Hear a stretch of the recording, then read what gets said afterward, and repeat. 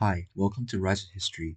I'm your host, Arroyo, and today's topic is going to be the late interwar period, which encompasses the period between the Reich's remilitarization of the Rhine in 1936 to the German invasion of Poland in September 1st, 1939. But, as always, context.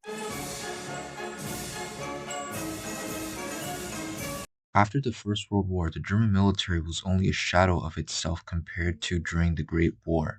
From having a standing army of well over 4 million to being stripped down to a measly 100,000 men, a limited navy with most ships either being stolen by the Entente as part of reparations or scrapped to repay its enormous war debt. Seeing the army and navy as not enough, the Entente ordered the complete abolishment and surrender of German Air Force assets and facilities, which, mind you, is just a nice way of saying the Entente stole everything from those air bases.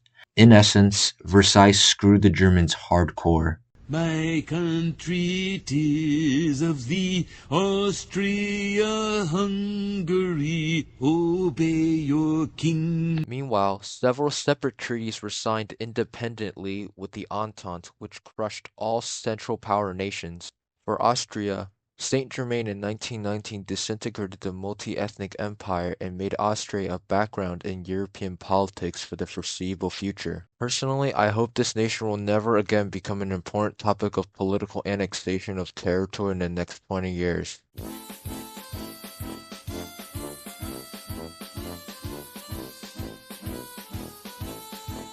Out of all European German allies, Hungary was done the dirtiest. In the Treaty of Trianon in 1920, the treaty stripped away 72% of its pre-war territory and gave it to Romania and the newly created states of Czechoslovakia and Yugoslavia.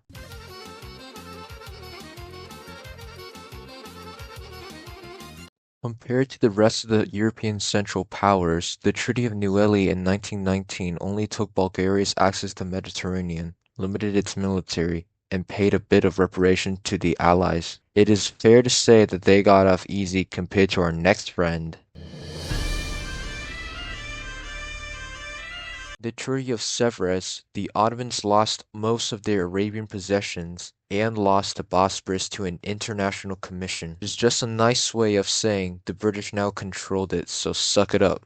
But it's not over yet. And again in 1923, the Treaty of Lausanne recognized the new Turkish Republic and gave back several pieces of land that were taken from them. I know I made it sound like they got screwed over big time in 1920, but somehow the Ottomans getting screwed allowed for the Turks to be stronger. Now that we have gone over all the fun things the Entente forced on the Central Powers in the early interwar period, it is time for the moment you Paradox Interactive Glazers have been waiting for.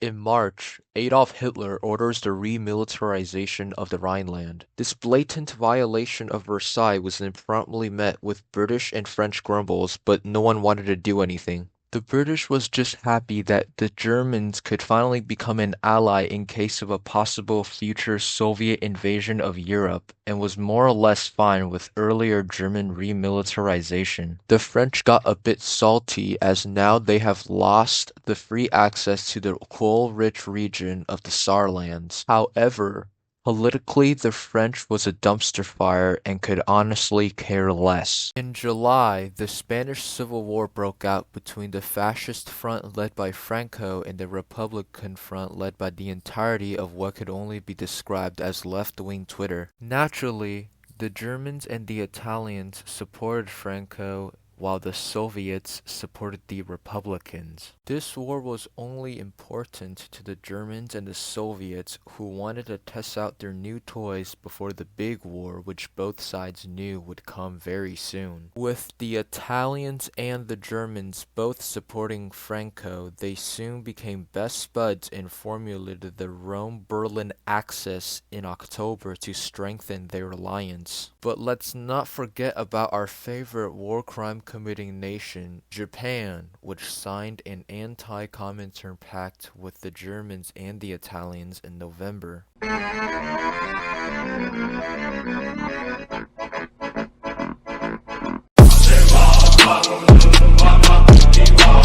In Asia, the Japanese started their invasion of China in July. Initially, the Germans had supported the Chinese, but due to the pesky Anti-Comintern Pact signed in November of 1936, they eventually withdrew support.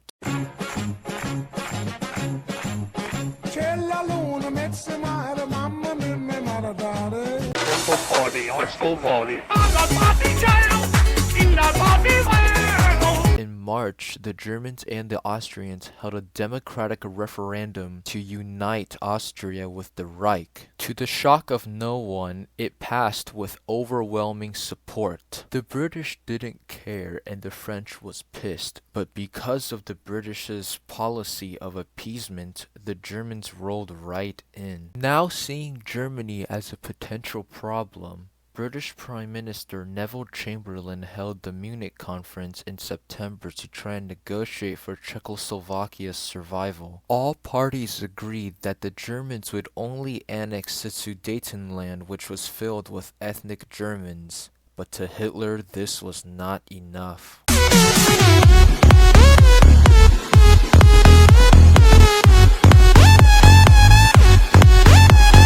With the Allies weak politically, Hitler ordered the occupation of the rest of Czechoslovakia. On March 15th, the Germans annexed Czechia into the Reich, created the puppet state of Slovakia, and gave the rest of Carpatho-Ukraine to the Hungarians. In the south, Mussolini, witnessing Hitler's recent successes with Austria and Czechoslovakia, ordered the occupation of Albania to control the Adriatic. With the Axis sure of the coming storm, Italy and Germany signed the Pact of Steel in May, formalizing a military alliance to support each other in case of war. The French and British also gave their guarantees to Poland and promised to come to Poland's defense if the Germans were to invade. In August, the Germans and the Soviets signed the Molotov-Ribbentrop Pact. This secret alliance outlined the division of Europe between them, and for the Soviets to aid Germany with raw materials while the Germans provided technological aid. Now with all the cards in hand, Hitler was ready to begin his invasion of Europe. Thanks for watching, and catch along as we discuss the invasion of Poland and the start of the Second Great War in Part 2.